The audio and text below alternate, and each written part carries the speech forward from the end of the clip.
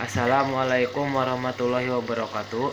Perkenalkan, nama saya Syarif Maulana dari kelas C NPM 1921911103. Di sini saya akan menjelaskan tentang menganalisis konsep pengembangan kurikulum.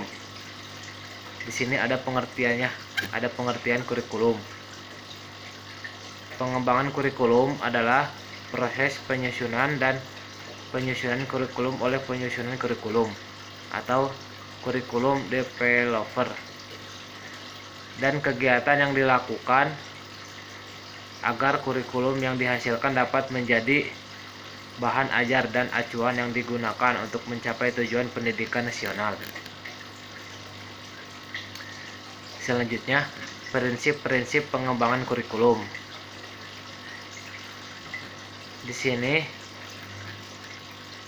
prinsip-prinsip yang akan digunakan dalam kegiatan pengembangan kurikulum pada dasarnya merupakan kaidah-kaidah atau hukum yang akan menjiwai suatu kurikulum. Adapun prinsip-prinsip pengembangan kurikulum antara lain: 1.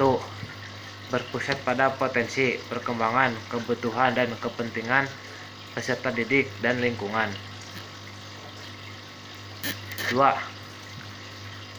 Kurikulum dikembangkan dengan memperhatikan keragaman karakteristik peserta didik, kondisi daerah dan jenjang serta jenis pendidikan, tanpa membedakan agama, suku, budaya, dan adat istiadat, serta status sosial, ekonomi, dan gender.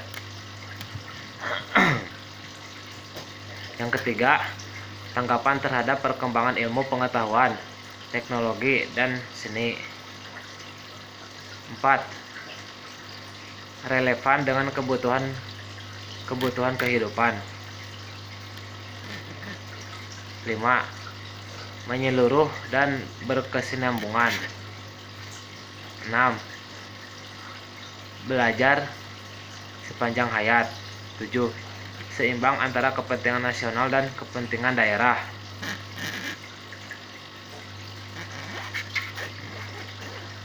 Dan ada faktor-faktor yang mempengaruhi pengembangan kurikulum. Dalam Sukmadinata 2006, ada 3 faktor yang mempengaruhi perkembangan kurikulum. Yang pertama, perguruan tinggi. Perguruan tinggi setidaknya memberikan 2 pengaruh terhadap kurikulum sekolah.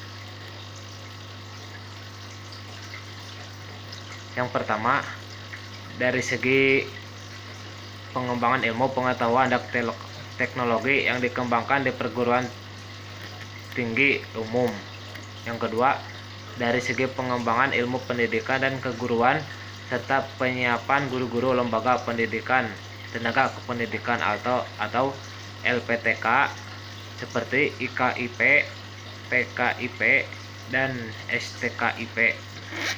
Yang kedua, masyarakat.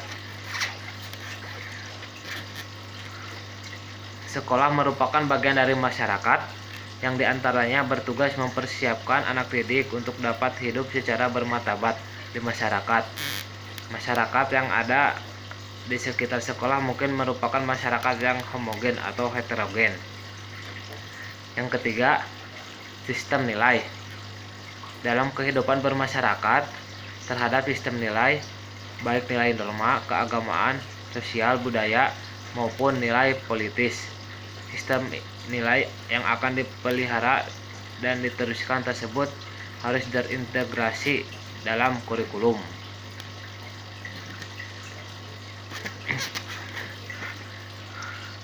Dan ada artikel dan hambatan kurikulum. Artikel dalam pendidikan berarti kesatupaduan dan koordinasi segala pengalaman belajar.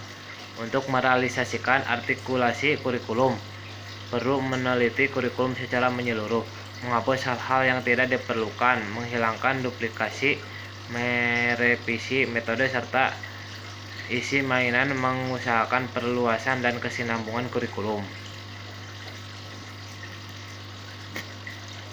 Dalam mengembangkan kurikulum terhadap beberapa hambatan. Hambatan yang pertama terletak pada guru. Guru kurang dari pengembangan kurikulum. Hambatan lainnya datang dari masyarakat. Untuk mengembangkan kurikulum dibutuhkan dukungan dari masyarakat, baik dalam pembiayaan juga dapat memberikan umpan balik terhadap sistem pendidikan atau kurikulum yang sedang berjalan.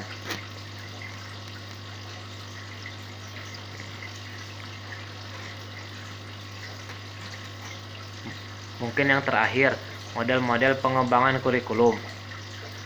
Yang pertama, the administrative atau lean staff. Model-model ini menggunakan prosedur atau garis komando dan dari atas bawah atau top down. Maksudnya, inisiatif pengembangan kurikulum berasal dari pejabat tinggi Kemdiknas, kemudian secara struktural dilaksanakan di tingkat bawah. Yang kedua, the GRAS atau Roach model. Inisiatif pengembangan kurikulum model ini berada di tangan guru-guru sebagai pelaksana kurikulum di sekolah, baik yang bersumber dari satu sekolah maupun dari beberapa sekolah sekaligus.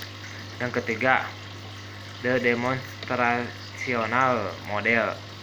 Model ini dikembangkan untuk memperkenalkan suatu inovasi kurikulum dalam skala kecil. Dalam pelaksanaan, model ini menuntut sejumlah guru dalam satu sekolah untuk mengorganisasikan dirinya dalam memperbaharui kurikulum. Yang keempat, sistem model ada 5 langkah